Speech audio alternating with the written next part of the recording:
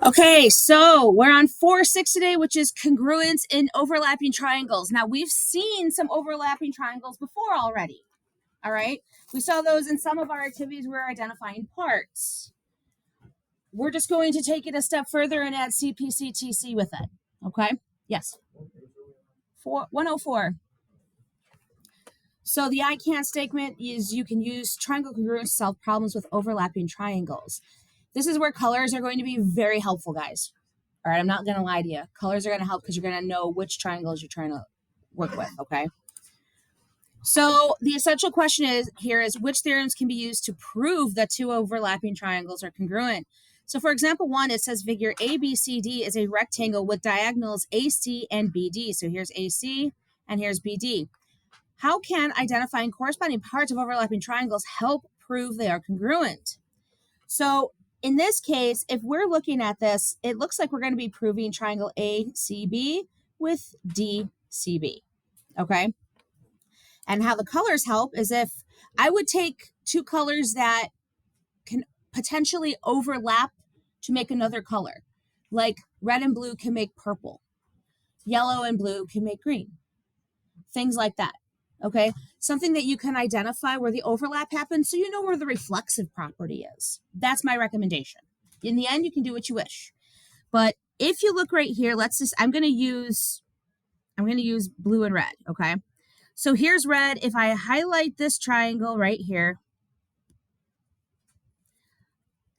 now this, given this system, it will not turn that purple, but you'll at least get an idea of what I'm talking about. And I turn this one blue. This should become purple right there, okay? You know that if I wanted to prove these two congruent, that this would be congruent to itself by the reflexive property because of that overlap, okay? So if I really wanted to prove these congruent, I would just state here, okay, it looks like we have AB is congruent to DC. That would be given to me.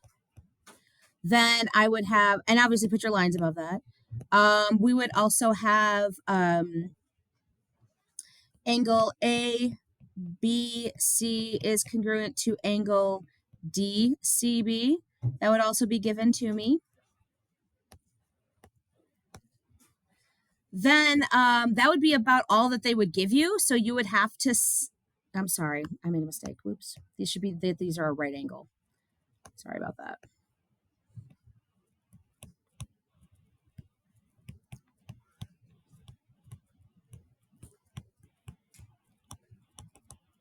And now we can get into the congruence. So then I would state that angle ABC is congruent to angle DCB by all right angles are congruent.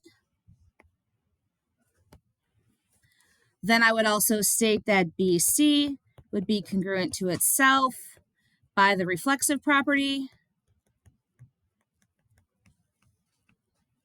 So I could state boom, boom, boom, boom. And then last but not least, I can put here that triangle ABC is congruent to triangle DCB by, looks like side angle side because we do not have the hypotenuse. They didn't give us that the hypotenuse were congruent, so HL cannot apply. Does that make sense? All right, try example 1 on your own. Oh, this is just a little bit more. Sorry, I forgot about this information. My apologies. If we're talking about figure ABCD, they're asking like what's congruent with what. The corresponding angles would be ACB, DCB, CBA, BCD, BAC, and then CDB.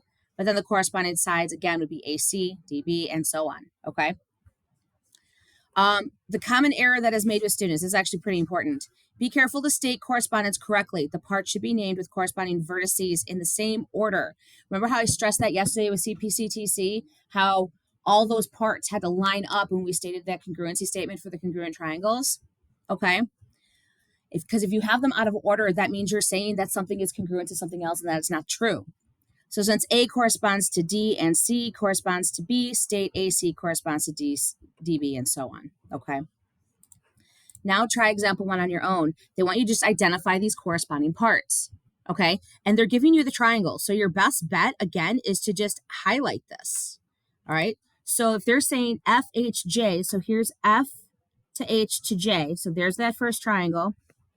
And then you're going to have K to H to G. So these are the two, and the overlap happens right here. So what is that telling you? Okay. So why don't you identify the parts? Go ahead.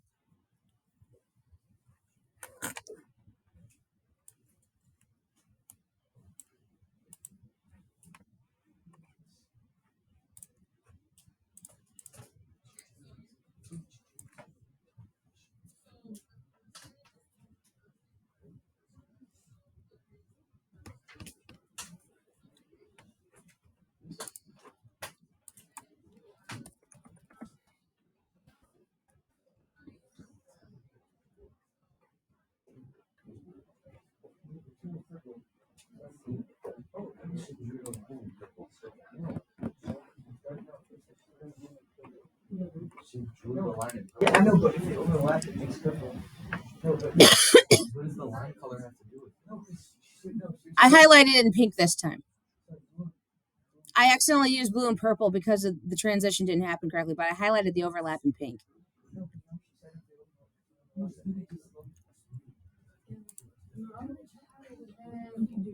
I know, but if it was right, it would be purple. Yeah, you're 100% right. It would be purple. Meaning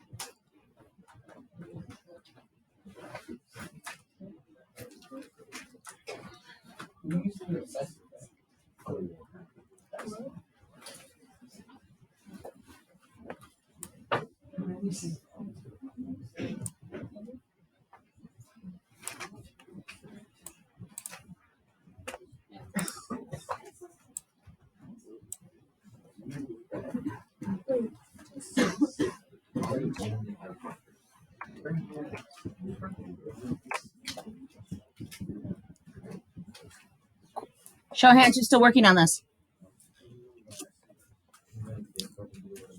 Anybody? All right, let's talk about it. So if I take a look at this, I have definitely that FH is going to be congruent with KH.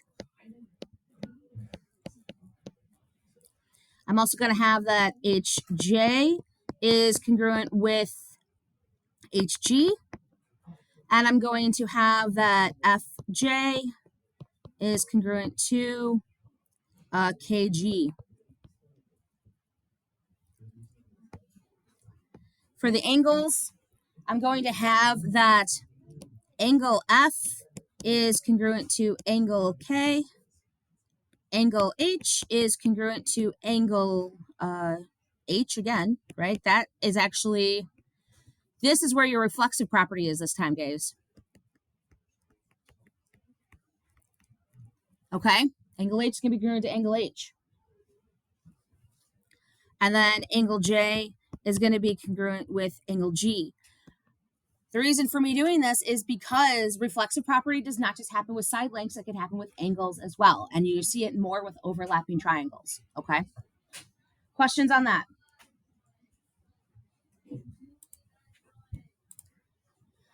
Okay. So now we're going to get into a little bit of proof writing. So this says prove EGD is congruent with EFH. So in this case, again, just like yesterday, we need to apply CPCTC to get those corresponding parts. So you can always draw these separately. If you look right here, we have GDE and EH right here drawn separately with all the congruency marks.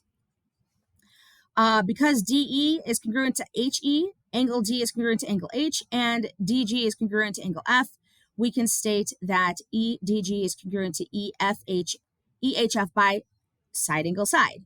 So that part is still pretty similar. I don't know what this is. Why did it not finish the proof? Let me go back. Oops, sorry. Something's wrong. Oh my gosh, just went through the whole darn thing. Come on.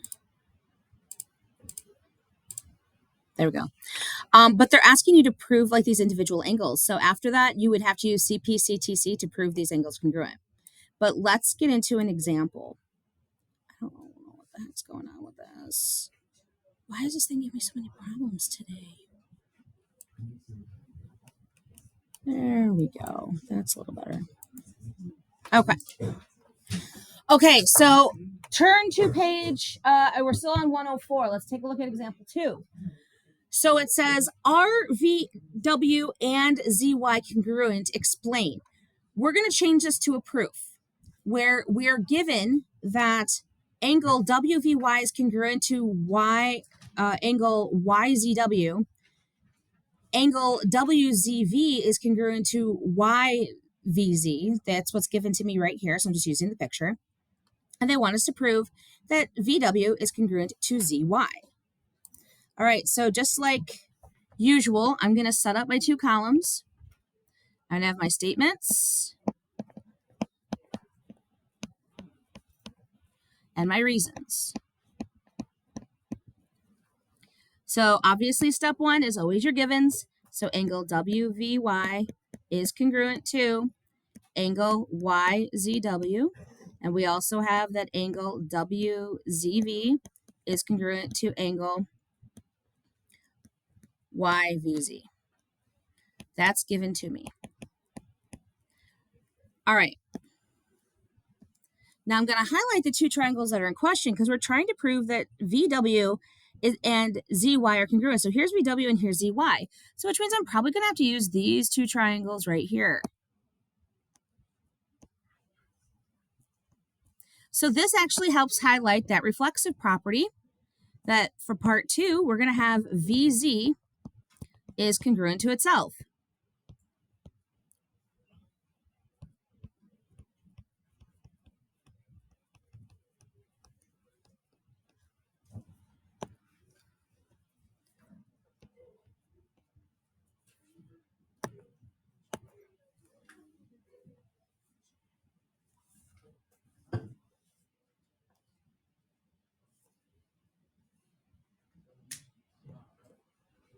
So do I have enough information that proves these triangles congruent? Yes or no?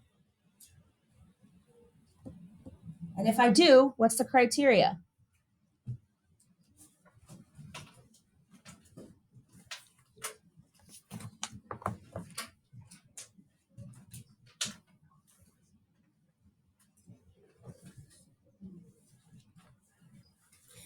Not really yet, right?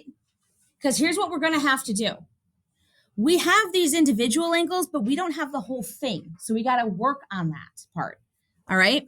So we need to prove that this and this are congruent to each other with those overlapping triangles. So that's what I'm going to do next. I'm going to state that the measure of WVZ is equal to the measure of WVY plus the measure of YVZ.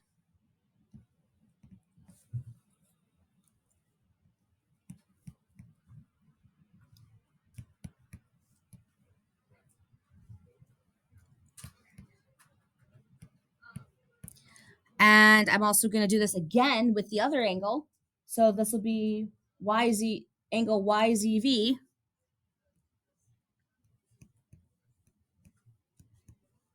is equal to the measure of YZW plus the measure of WZV. This is by our old friend, the angle addition postulate.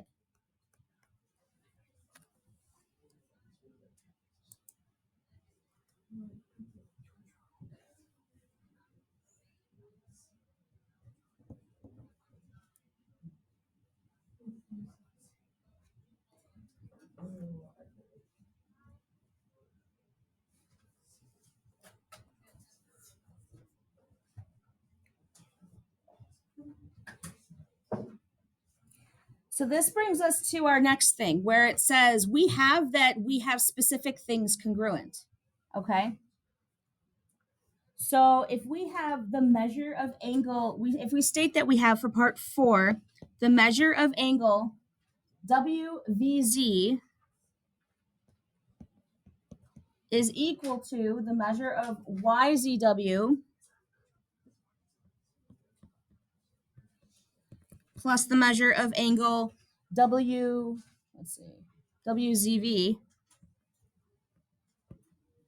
That's by substitution.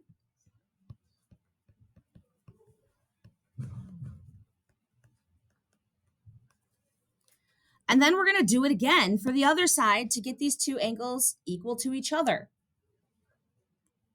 So step 5 will be taking the measure of angle WVZ, and we're setting that equal to the measure of angle YZV. Again, by our substitution property.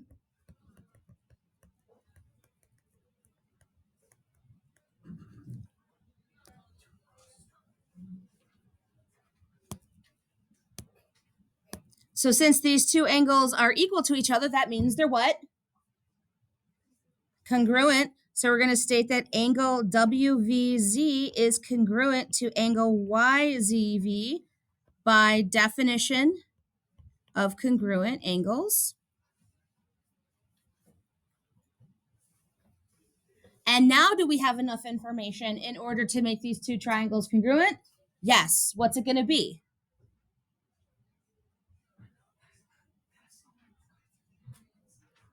You're down to 2. But think of it this way. We have an angle here and an angle here. We have this big angle, then the small angle, and then a big angle and a small angle. So it's ASA. Very good. So then we're going to put triangle WZV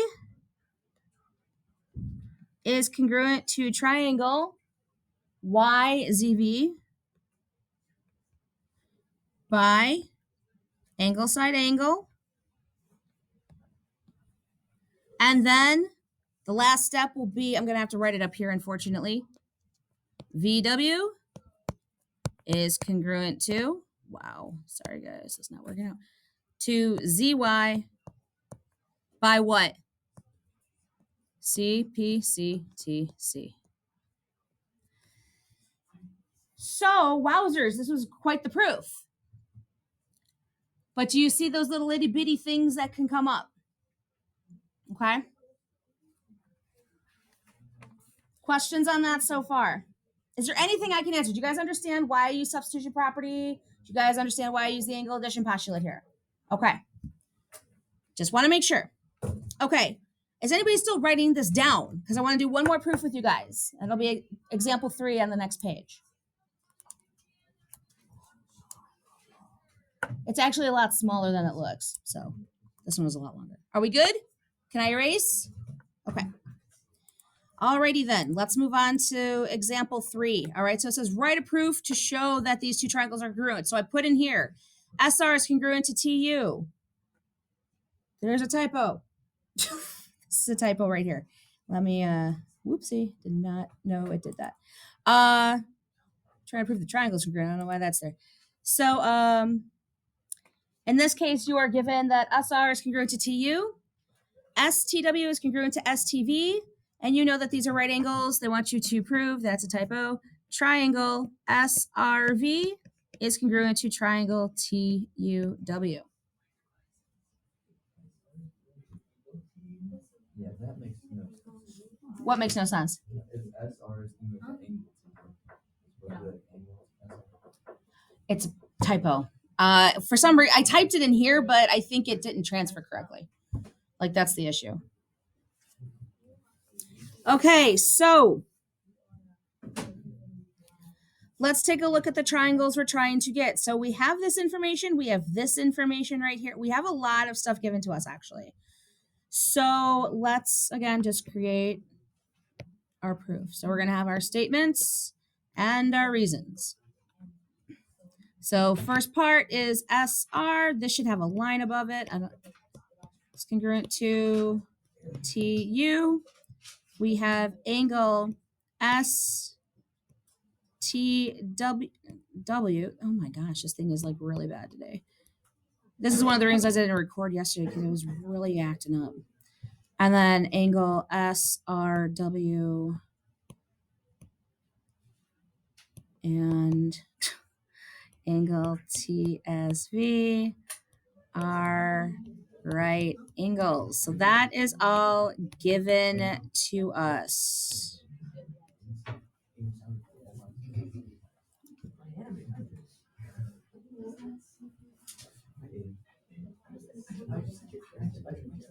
All right. So again, I'm going to highlight these two triangles to see what's going on that for what we need. So here's S to R to V. And here is T to U to W. So I'm identifying again that reflexive part, which is right there. So that might come in handy. Okay. I don't know if I need it yet, but you know, who knows? All right. So we have this, we have this, we have these right angles. So we know we have right triangles. Now all we need to do is kind of identify, if we can identify these hypotenuse, the hypotenuse for each, we should be pretty golden. So your best bet right here is to look at different triangles and prove them congruent first, okay? So I'm going to highlight the two different triangles that we should probably use here. So I have it where we should look at W to S to X. No, S to T, sorry. W to, here we go, sorry. Whoops, I made a mistake. I highlighted the wrong thing. There we go. W to S to T. All right, so there's that one triangle. And the other triangle we should probably look at because it incorporates that whole hypotenuse is V to T to S. Okay, so I'm focusing on these two triangles so I can get the hypotenuses for the two triangles I actually need to use. Okay. So if we take a look at part 2, now I'm just looking here. I have ST. I'm going to put ST is congruent to ST. So there's my reflexive property.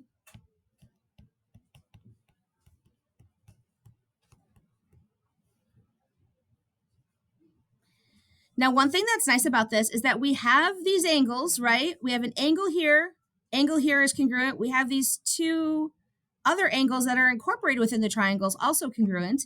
And now we have this congruent to itself. So this part of the proof is actually pretty easy because we can just go straight into triangle WST is congruent to triangle VTS. That's by angle, angle, side. Yes, sure. So that's congruent by angle, angle, side. Now that these two triangles are congruent, we can state that WT and SV are congruent by CPCTC.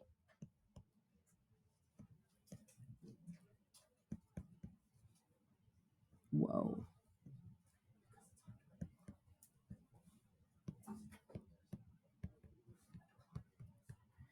So I'm going to kind of highlight that. So we're talking about this part and this part are now congruent to each other by CPCTC. Do you guys see how I did that? I went from one triangle and I'm going to the next. Okay. Now that I have all this information, these two triangles are very easy to prove. I can just state that triangle SRV is congruent to triangle TUW by HL. And now I'm done. I know it's a lot. But do you guys see how that's done? Sometimes you need to not necessarily look at just the triangles you're given. Look outside and see if there's something common where you're trying to, okay, I want to solve this by HL. How can I get the hypotenuse? Or how can I get those other legs? Right? Look at the other triangles that are given to help with that. Questions? Yes. When I was doing the homework, we were like getting given as like since it was like 12th step, we were just like using given like on the 6th step, but we never like do that. You can. It's not that it's not a it's you can do that. Sometimes they're doing something called split the givens, where they look at one given, exhaust as much as they can, and then they move on to the next, and then they exhaust whatever they can. Does that make sense? But they can do it. It is legal, if that makes sense. Any other questions?